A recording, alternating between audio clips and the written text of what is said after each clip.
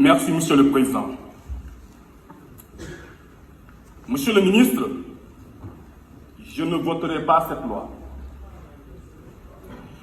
L'argument du gouvernement sur la lourdeur de l'application de la loi 69-29 du 29 avril 1969 est un argument très léger, sans fondement et pas convaincant. Beaucoup de pays à travers le monde sont de loin plus atteints de la pandémie que le Sénégal. Vous n'avez entendu nulle part des modifications, des tripatouillages de la Constitution pour donner au chef de l'État des pouvoirs qui ne relèvent pas de ses prérogatives. Le Sénégal n'est pas à sa première épidémie. Nous avons connu des pandémies beaucoup plus meurtrières que la pandémie du coronavirus.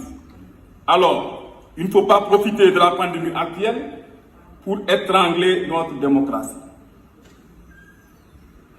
Le gouvernement a une volonté manifeste d'affaiblir l'Assemblée nationale. La preuve est que le gouvernement préfère, au lieu de faire face à l'Assemblée nationale, le gouvernement préfère faire des face-à-face avec la presse tous les 15 jours. Et nous estimons que c'est à l'Assemblée nationale que le gouvernement devait venir parler au peuple sénégalais. On constate que l'Assemblée actuelle n'a aucune utilité, puisqu'elle ne joue pas pleinement son rôle.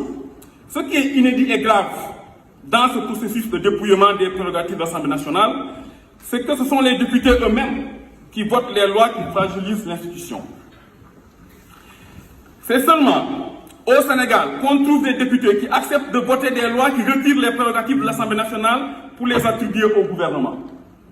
Ce Parlement mérite simplement la dissolution car elle n'a plus d'importance. Le peuple sénégalais a besoin d'un Parlement fort, au service des populations et non au service du chef de l'État et du gouvernement. Pour notre démocratie, il est impératif de veiller à l'équilibre des pouvoirs. Nous devons refuser l'instauration d'un État macrocéphale avec un exécutif qui s'accapare de tous les pouvoirs et qui affaiblit l'Assemblée nationale et le pouvoir judiciaire. Chers collègues, les Sénégalais nous observent. Mieux vaut être un député du peuple sénégalais que d'être un député de Macky Sall. Le pouvoir de Macky Sall est éphémère. Par contre, le peuple sénégalais restera toujours là éternellement.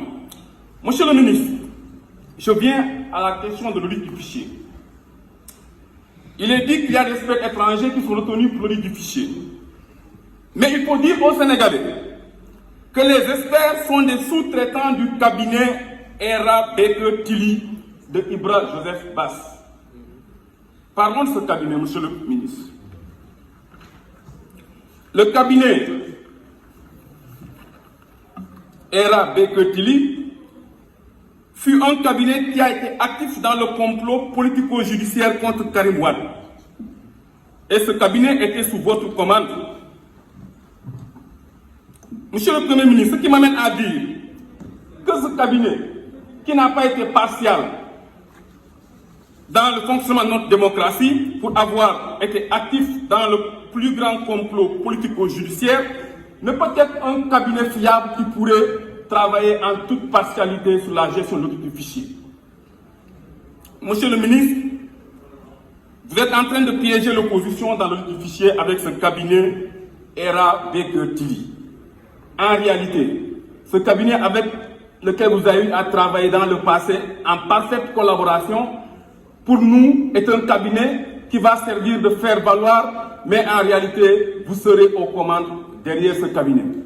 Et qu'on ne pourrait pas avoir un fichier lisible, un fichier bien assaini, un fichier fiable qui pourrait garantir la transparence des prochaines échéances électorales. Je demande à ce que l'opposition recuse le cabinet Hera Baker Tilly pour l'audit du fichier électoral. Je vous remercie.